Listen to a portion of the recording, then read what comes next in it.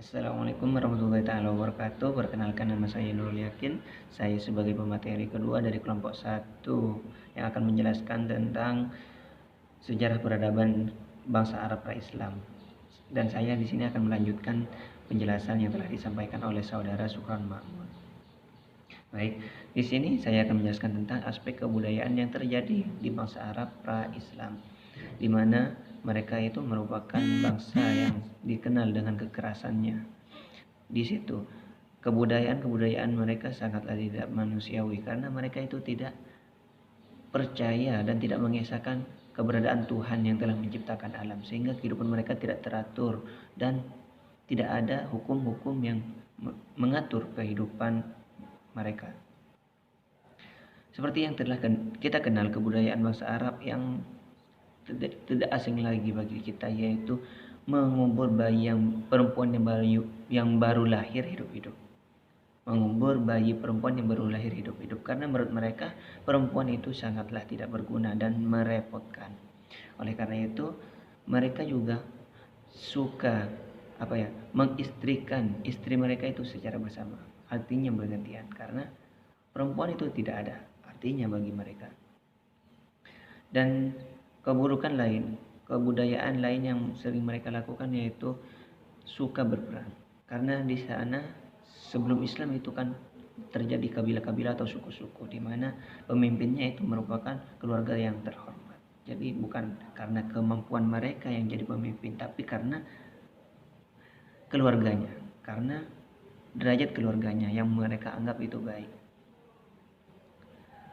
Jadi masalah sedikit apapun, masalah yang misalkan kita bisa musyawarahkan tapi tidak dimusyawarahkan, malah dijadikan peperangan. Jadi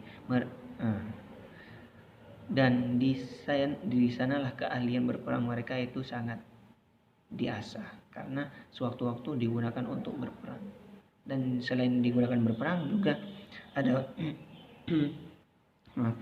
ada semacam perlombaan yang diadakan, lomba perang.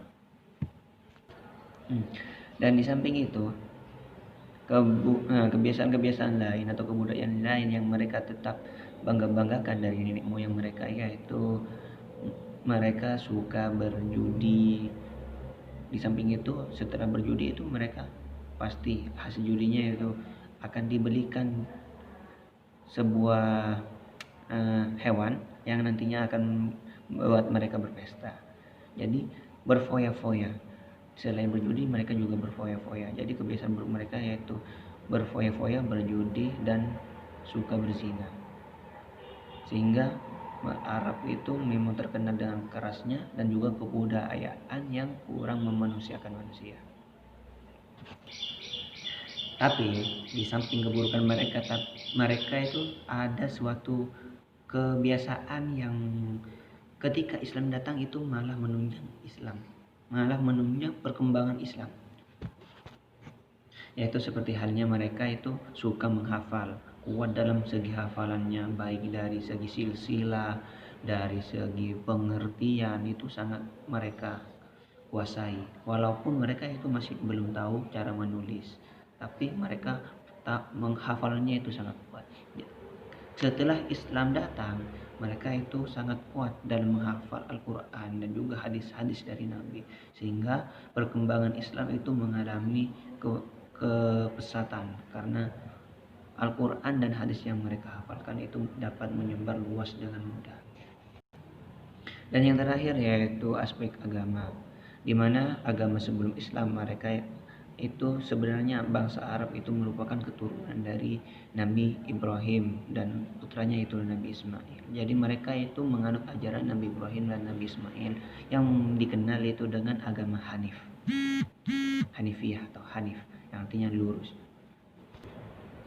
Namun seiring berjalannya waktu, kepercayaan dan keyakinan yang diajarkan oleh Nabi Ibrahim dan Nabi Ismail itu mulai luntur dan dicampur oleh mereka dengan kesesatan yang dibuat mereka sendiri, yaitu seperti menyembah berhala, menyembah jin, percaya ke pohon-pohon, menyembah hewan, mengagung-agungkan hewan dan sebagainya.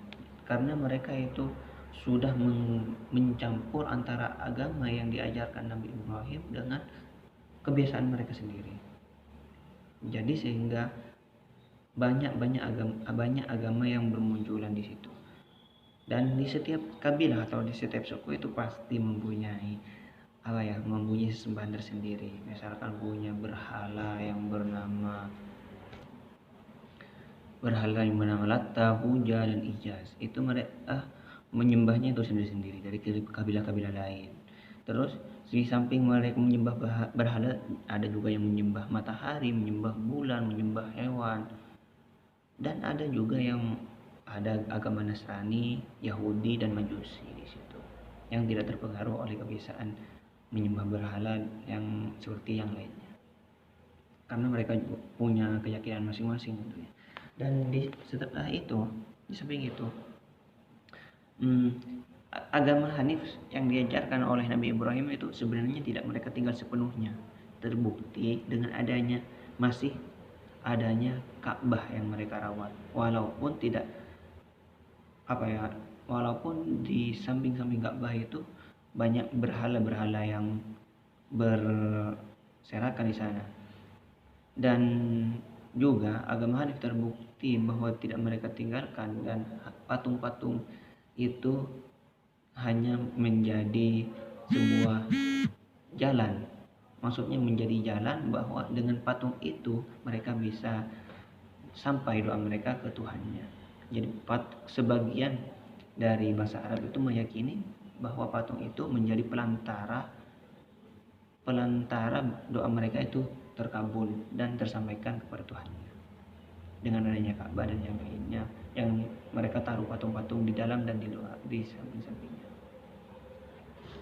Ya baik, hanya itu yang dapat kami sampaikan. Kurang lebihnya mohon maaf. Dari kelompok 1 pasti banyak kekurangan dan kesalahan, baik yang disengaja maupun tidak disengaja. Jadi kami mohon maaf atas sebesar-besarnya.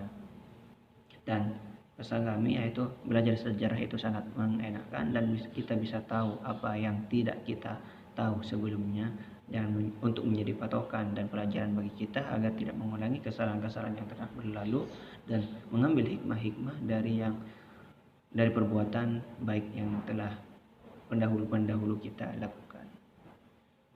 Assalamualaikum warahmatullahi taala wabarakatuh.